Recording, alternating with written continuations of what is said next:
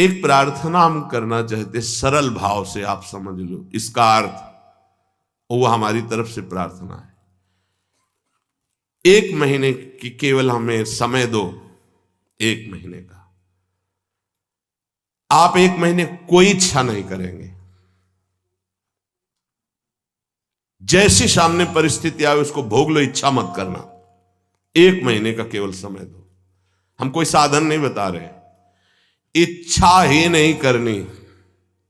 जहां इच्छा निकले उसे निरुद्धे रोक दो, बाहर जवान में ना आने पावे।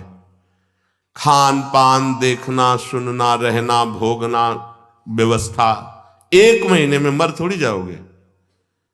1 महीने का हम कोई संकल्प नहीं दे रहे, कोई कसम नहीं खवा रहे, प्रार्थना कर रहे हैं कि आज से 1 महीने हम कोई भी इच्छा व्यक्त नहीं करेंगे, न सद न असद, कोई भी इच्छा नहीं व्यक्त करेंगे। हृदय में आएगी तो वाहे निरुद्धे, उसे वहीं रोक देंगे। बाहर की इच्छा बाहर, अंदर की इच्छा अंदर व्यक्त नहीं करेंगे।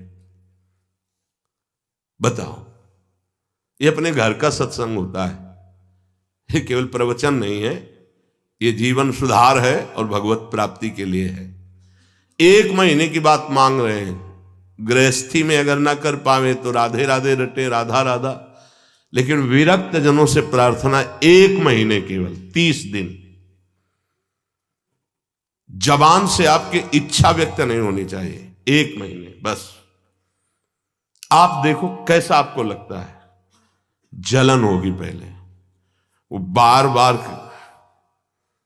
व्यक्त नहीं करना, 1 महीने व्यक्त नहीं करना।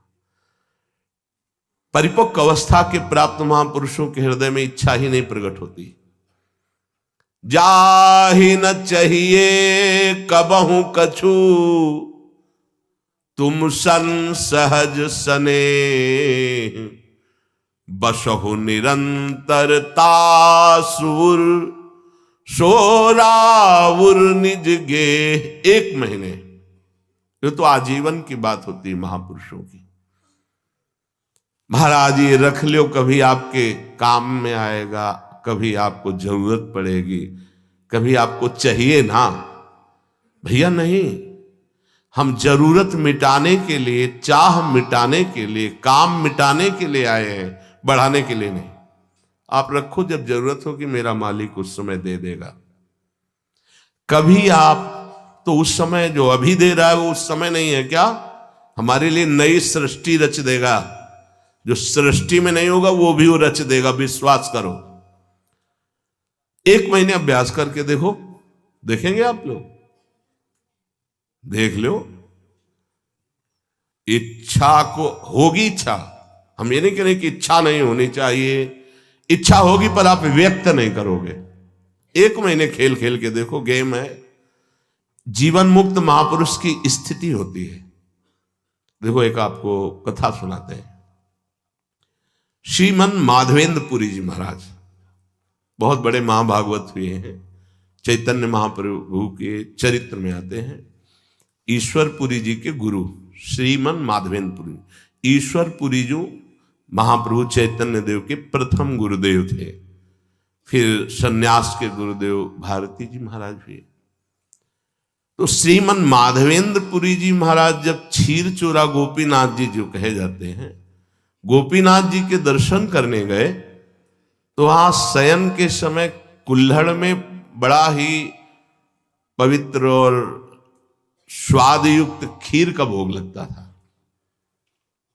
जब ये महिमा सुनी खीर की और भोग लगता देखा तो उनके अंदर इच्छा हुई कि अगर एक कुल्हड़ प्रसादी मिल जाए तो स्वाद लेके हम देख लेंगे कि प्रभु को ऐसा खीर का यहां भोग लगता है तो अपने ठाकुर जी को ऐसा ही खीर का भोग लगाएंगे। जो ही इच्छा जागृत हुई, जलन पैदा हुआ। अरे इच्छा कैसे जागृत हो गई? तो अंदर से विवेक कार्य कर रहा है, बचाने का जलन। ये तो प्रभु के भोग के लिए इच्छा, फिर भी इच्छा कैसे हुई कि मुझे एक कुल्हड़ मिल जाए? तुरंत प्रणाम किया और वहां से चल दिए। अब रात्रि का समय आ रहा था, तो उसी गांव के किनारे एक वृक्ष के नीचे बार बार ये प्रश्न मन से, तूने इच्छा क्यों कर ली? बार बार उत्तर आता कि प्रभु के भोग के लिए इच्छा की है कि अगर मिल जाता तो स्वाद ले लेते और वैसे ही खीर प्रभु को लगाते अपने। नहीं नहीं, फिर भी इच्छा क्यों? बार बार धिक्कार मन को कर रहे थे।